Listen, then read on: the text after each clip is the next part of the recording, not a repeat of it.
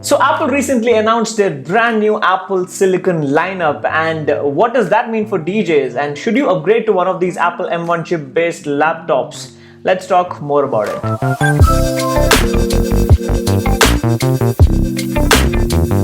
Hey, what's good you guys? Welcome to my YouTube channel. My name is Deep and this is where I do a lot of DJing and tech related tutorials, tips and tricks to help you become a better DJ and to help you get better at using technology. So if you're new here, please consider subscribing. So Apple announced 3 new products, the Apple MacBook Air, the MacBook Pro and the Mac Mini, and the Apple MacBook Air is their cheapest offering, which also runs the M1 chip, and that doesn't have a fan, and the screen is slightly less bright. And the MacBook Pro has a brighter screen, has a bigger battery, the battery life is going to be better, and most importantly it has an active thermal cooling system, which means the Apple MacBook Pro is definitely better than the Apple MacBook Air. But let me tell you, there has been a recent leak and there has been a test with the MacBook Air, the new one, and the 2019 16-inch MacBook Pro. And according to this particular leak, the MacBook Air won, which means that the MacBook Air running the M1 chip is far more superior when compared to the last year's 2019 16-inch MacBook Pro.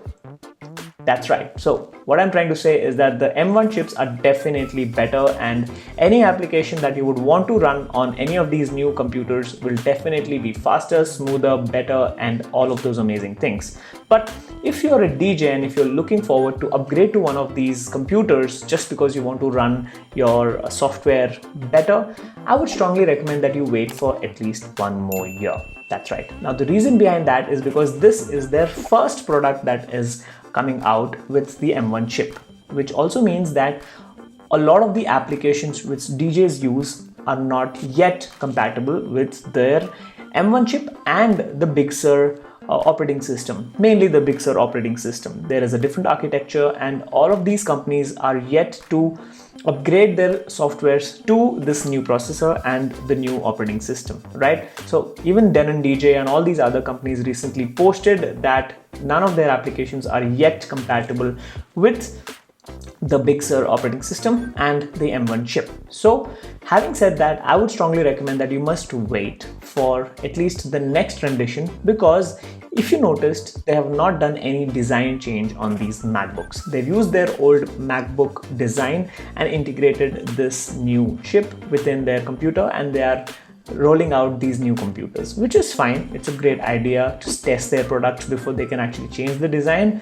But what I mean by this is that this is the first generation MacBooks with the M1 chip. Why not wait for at least 1 more year? And we all know that the M1 chips are better, but I'm saying that if you wait for 1 more year, I'm pretty sure that all of these companies, the DJ companies, the companies who make these softwares will definitely make their applications much more compatible and stable, most importantly, with the M1 chip running the Big Sur operating system. Right? So I would strongly recommend that if you're interested in these computers and if you want to use them, I would recommend you wait for 1 year at least. This is the first model. You know, in the past that, the computers running the batteries have blown in the past, and there have been certain problems, compatibility issues, and all of these other things are a part of the game, right? So why do you want to be in that situation where you buy a brand new computer and it's still not compatible?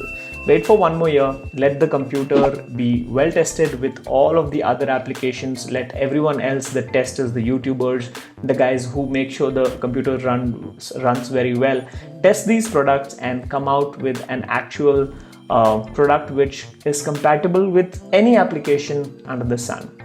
And that is when I think you must upgrade to these new Apple MacBook Silicons. Okay, now even though they have this application called the Rosetta 2, which is basically an emulator and it tricks all your applications to think that it is running on an Intel based processor, I would still recommend that no, let's not get into that. Let it be natively compatible, not through Rosetta, because Rosetta will definitely make sure that it is running an Intel based application in the MacBook, so which means that it doesn't support natively, but it still is trying to run that application. So the Rosetta 2 is a great platform. It will make sure that all apps that actually run on the Intel based computers run on this MacBook as well, but still let the companies directly change this architecture to be suitable with their new M1 chip. I think that is when it'll unleash its maximum compatibility, and it will run as smooth as possible.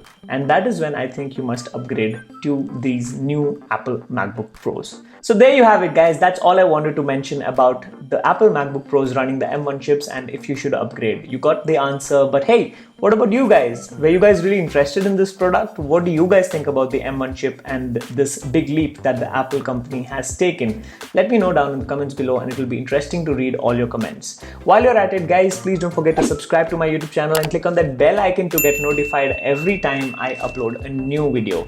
I hope you guys enjoyed watching this video today, and I will see you guys in the next one. Happy to help.